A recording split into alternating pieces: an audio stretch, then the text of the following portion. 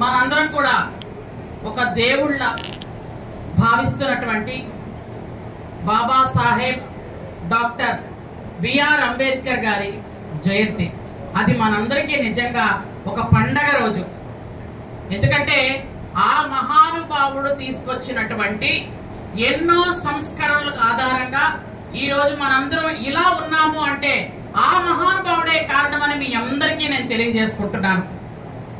ఎందుకంటే doctor BR Ambedkar అంటారు. BR అంటే భీమ్రావ్ రామ్జీ అంబేద్కర్. బిఆర్ అంబేద్కర్ అని అందరూ అనేస్తాం, కానీ బిఆర్ అంటే ఏమిటో అని మనం ఒకసారి ఆలోచించాలి. బిఆర్ అంటే ఇక్కడ మన సోదరులు చెప్పారు, భీమ్రావ్ రామ్జీ అంబేద్కర్. ఎందుకంటే తన తల్లి తన తండ్రి పేర్లను ముందు పెట్టుకొని ఆయన ముందుకు నడుస్తున్నటువంటి ఒక మహానుభావుడు. బాబాసాహెబ్ అనేది మనం ఇచ్చిన బిరుదు. డాక్టరేట్ ఆయన సంపాదించుకొని స్వశక్తితో సంపాదించుకున్నటువంటి ఒక పట్ట. కానీ ఆయన తల్లి తండ్రి పేర్లను ముందు పెట్టుకొని ఈరోజు ముందుకెళ్తున్నటువంటి మహానుభావుడు ఆయన. ఎందుకంటే రామ్జీ అనేది ఆయన తండ్రి పేరు. తెలుసా?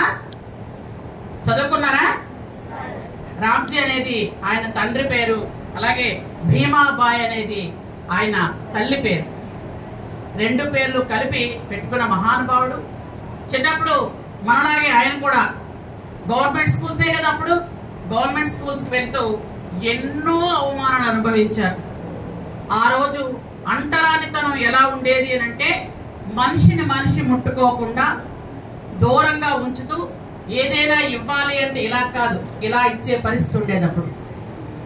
అంత దారుణమైన పరిస్థితులు ఆ రోజు అవమానించబడినటువంటి ఆ మహానుభావుడు ఈ పద్ధతుల్ని పరిస్థితుల్ని మార్చాలి. ఎందుకంటే అప్పుడు ఫస్ట్ రాజుల కాలం, ఫస్ట్ మహారాజులు వెళ్ళేవాళ్ళు, ఆ తర్వాత బ్రిటిష్ వాళ్ళు వచ్చారు మనల్ని ఏలడానికి. అప్పటికే చాలా వరకు మనల్ని విభజించి పాలించడం మొదలు పెట్టారు. ఆ తర్వాత అంబేద్కర్ గారు పుట్టిన తర్వాత ఆయన పుట్టినప్పటి నుంచి అవమానాలు ఎదుర్కొంటూ, అలా అవమానాలు ఎదుర్కొంటే మనం ఏం చేస్తాం? స్కూల్ మానేసి ఇంటికి వెళ్ళిపోతాం. కానీ ఆయన అలా చేయలేదు. డిగ్రీ పూర్తి చేశారు. ఆ మహానుభావుడు డిగ్రీ పూర్తి చేసి విదేశాలకు కూడా వెళ్ళి పోస్ట్ గ్రాడ్యుయేషన్ పూర్తి చేసి పిహెచ్డి కూడా కంప్లీట్ చేశారు. పోస్ట్ గ్రాడ్యుయేషన్ పూర్తి చేసిన తర్వాత పిహెచ్డి దేంట్లో చేశారు? న్యాయశాస్త్రంలో చేశారు. అంటే ఆయన అంతటి ఉన్నతమైనటువంటి భావాలు కలిగినటువంటి వ్యక్తి. ఈరోజు నేను ఒక మాట మాట్లాడితే నా మాట ఎవరు వినరు. అదే నేను చదువుకొని వచ్చి మాట్లాడితే నా మాట అందరూ వింటారు. కాబట్టి చదువే ముఖ్యమని ఆ రోజు ఆయన చెప్పినటువంటి నీతి ఈ రోజు దాకా అది మనం పాటిస్తూ వస్తున్నాం. మనకి క్లాస్ ఫస్ట్ వచ్చిన వాడు ఏం చెప్పినా వింటారు కదా. క్లాస్ ఫస్ట్ వచ్చిన అమ్మాయి చెప్పినప్పుడు వింటారు. అదే క్లాస్ లో లాస్ట్ వచ్చిన వాళ్ళు చెప్తే పెద్దగా పట్టించుకోరు. అప్పటి నుంచి ఇప్పటిదాకా అదే వస్తుంది. కాబట్టి నేను చదువుకోవాలి, చదువుకొని సమాజానికి నేర్పాలి, ఈ అంటరానితనాన్ని ఆపాలి, ఈ అస్పృశ్యతను ఆపాలి అని అనుకొని ఆ మహానుభావుడు ముందుకు వెళ్ళినటువంటి పరిస్థితి. దేశంలో స్వతంత్రం వచ్చిన తర్వాత తొలి న్యాయశాఖ మంత్రిగా ఉన్నటువంటి డాక్టర్ బిఆర్ అంబేద్కర్ గారు న్యాయశాస్త్రంలో పెను మార్పులు తీసుకొచ్చారు. గాంధీజీ లాంటి మహానుభావుల దగ్గర కూర్చొని ఇద్దరు కలిపి మాట్లాడుకొని ఎన్నో నిర్ణయాలు తీసుకొని ఎన్నో సభల్లో పాల్గొనేవాళ్ళు. అలాంటి మహానుభావుడు ఎప్పుడూ కూడా నా దేశంలో నా ప్రజలు అందరూ సమానంగా ఉండాలి, రాజకీయంగా, ఆర్థికంగా, సామాజికంగా అందరూ కూడా చైతన్యం రావాలి, అందరూ కూడా నిలదొక్కుని ముందుకు వెళ్ళాలి, అంటరానితనం ఉండకూడదు, 2 క్లాసుల పద్ధతి అసలు ఉండకూడదు, గ్రామాల్లో అందరూ కలిసిమెలిసి అందరూ లెక్క చెల్లా తిరగాలి అని ఆయన తాలూకా ముఖ్య ఉద్దేశం.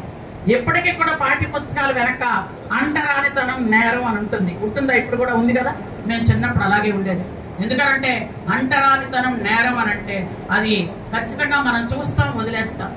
కానీ దాన్ని చాలా సీరియస్ గా తీసుకోవాల్సినటువంటి అవసరం ఉంది. ఎందుకంటే ఒక గిరిజన బిడ్డగా, ఇంతకు ముందు మా సోదరుడు ఎమ్మెల్యే గారు చెప్పారు, నేను కూడా మీలాగే గవర్నమెంట్ స్కూల్లో చదువుకున్నాను, గవర్నమెంట్ కాలేజీలో చదువుకున్నాను. మనం ఈ రోజు డిగ్రీ పూర్తి చేసి బిఎస్సి పూర్తి చేసిన తర్వాత నేను కూడా టీచర్ గా ఉద్యోగం చేశాను. టీచర్ గా ఉద్యోగం చేసినప్పుడు కూడా నేను చెప్పేది ఒకటే, అందరూ చక్కగా చదువుకోవాలి. ఎందుకంటే మన దగ్గర డబ్బులుంటే, ఇందాక మీ మేడం చెప్పినట్టు ఎవరైనా తీసుకెళ్తారు, అదే చదువుంటే ఎవ్వరూ తీసుకొని వెళ్ళలేరు. మన చదువుంటే 10 మందికి పంచగలం, డబ్బులుంటే 10 మందికి పంచితే ఖచ్చితంగా అయిపోతాయి. చదువుంటే 10 మందికి పంచుతూ ఉంటే అది వెలుగుతూ ఉంటది, మరి కొంచెం ఎక్కువ అవుతూ ఉంటది, నాలెడ్జ్ మనకు పెరుగుతూ ఉంటుంది. కాబట్టి పిల్లలందరూ చక్కగా చదువుకోవాలి. ఎందుకంటే ఇది గర్ల్స్ హాస్టల్ కాబట్టి పిల్లల్ని చాలా జాగ్రత్తగా చూడండి. బయట పరిస్థితులు బాగులేవు కాబట్టి అందరూ కూడా మళ్ళీ చెప్తున్నాను, నేను ఏ సభలో అయినా ఒకటే చెప్తాను, ఆడపిల్లలు అని తక్కువ చూడొద్దు. ఆడపిల్లలు కాబట్టి వాళ్ళకు మాత్రమే జాగ్రత్తలు చెప్పి వదిలేయకండి. ఆడపిల్లలు బయటకు వెళ్ళేటప్పుడు మీరు జాగ్రత్తమ్మా, జాగ్రత్తగా రండి అని చెప్తారు తల్లిదండ్రులు.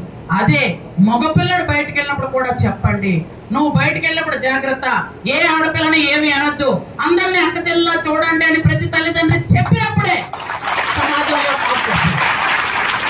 ఒక ఆడపిల్లకి ఇలా చెయ్యు అని ఎప్పుడు బ్రెయిన్ వాష్ చేస్తారు. నువ్వు ఈ బట్టలు వేసుకో, నువ్వు ఇలా ఉండు, ఇలా తిను, ఇలా కూర్చో, ఇలా నడువాలి. అదే మన ఇంట్లో అబ్బాయి అమ్మాయి ఇద్దరికి చెప్పండి. బయటకు వెళ్ళేటప్పుడు అమ్మా నువ్వు జాగ్రత్తగా వెళ్ళిరా అని చెప్పడం తప్పు కాదు. అలాగే అబ్బాయికి కూడా చెప్పండి, నువ్వు బయటకు వెళ్ళినప్పుడు జాగ్రత్తగా వెళ్ళు, జాగ్రత్తగా రా, బయట ఏ పదవ పనులు చెయ్యకు, ఎక్కడ కూడా ఎవరిని అమ్మాయిలను ఏమీ అనకు, నువ్వు చక్కగా చదువుకొని రావాలి. మనం పిల్లలకి చెప్పిన రోజే మనలో మార్పు వస్తుందని, మన ప్రపంచంలో మార్పు వస్తుంది.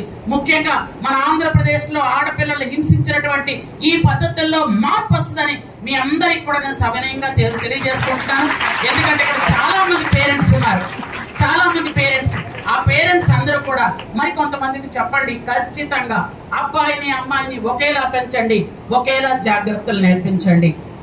ఎందుకంటే ఇక్కడ చదువుకున్న పిల్లలందరూ కూడా ఏదో ఎందుకంటే మా అమ్మ నాన్న పొలం దున్నుతున్నారు, లేదా కూలి పని చేస్తున్నారు, లేదా ఇంకొకరు ఎవరి దగ్గర పాలేరున్నారు, ఇంకో దగ్గర వాచ్మెన్ పని చేస్తున్నారు. ఇవి వాళ్ళు కష్టపడి తీసుకొచ్చిన డబ్బులతో ఈరోజు మా కుటుంబం నడుస్తుంది. మేమైనా చదువుకొని వాళ్ళని సంతోష పెట్టాలని ఆలోచిస్తున్నటువంటి వాళ్ళందరూ కూడా ఎంతమంది మనందరూ ఆలోచించేవాళ్ళు? Yes yes yes congratulations, you are all very very very nice girl. ఎందుకంటే అలా ఆలోచించినప్పుడే అమ్మా నాన్న కష్టం మనకు తెలుస్తుంది. అమ్మా నాన్న ఎంత కష్టపడి, ఎందుకంటే మీరు దసరా హాలిడేస్కో సమ్మర్ హాలిడేస్కి వెళ్ళేటప్పుడు చూస్తారు అమ్మా నాన్న ఎంత కష్టపడుతున్నారు. ఇప్పుడు ఎండ ఉంటే మనం అక్కడ నిలబడట్లే, ఇక్కడికి వచ్చి కూర్చుంటున్నాం కదా. అదే అమ్మా నాన్న ఉదయం నుంచి రాత్రి దాకా ఎండలోనే పనిచేస్తారు. అది ఎప్పుడూ గుర్తు పెట్టుకుంటే మీకు చదువు తప్ప ఇంకో ధ్యాస రాదు. చదువుకోవాలి, ఆడుకునే టైంలో ఆడుకోవాలి, చదువుకునే టైంలో చదువుకోవాలి, భోజనం చేసే టైంలో భోజనం చేయాలి. ఎందుకంటే చదువు ఒక్కటే కాదు, మనకు ఫిజికల్ గా కూడా ఖచ్చితంగా ఎక్సర్సైజ్ కావాలి. కాబట్టి ఆడుకోవాలి, చదువుకోవాలి, మంచిగా భోజనం చేయాలి. మీకు మంచి భోజనం పెడుతున్నారా? పెడుతున్నారంటే చేతులు ఎత్తండి. మంచి భోజనం బాగలేకపోతే నా ఫోన్ నెంబర్ ఇస్తాను చెప్పండి, పర్వాలేదు. లేదా మీ ఎమ్మెల్యే గారికి చెప్పండి. భోజనం బాగలేకపోతే మాకు లెటర్ అయినా రాయండి. ఖచ్చితంగా వచ్చి ఇక్కడ భోజనం బాగలేదు అని అంటే ఎవరు బాగా వండలేకపోయినా, ఎవరు బాగా ఇవ్వకపోయినా వాళ్ళ మీద ఖచ్చితంగా చర్యలు ఉంటాయని మీ అందరికి కూడా నేను తెలియజేసుకుంటున్నాను.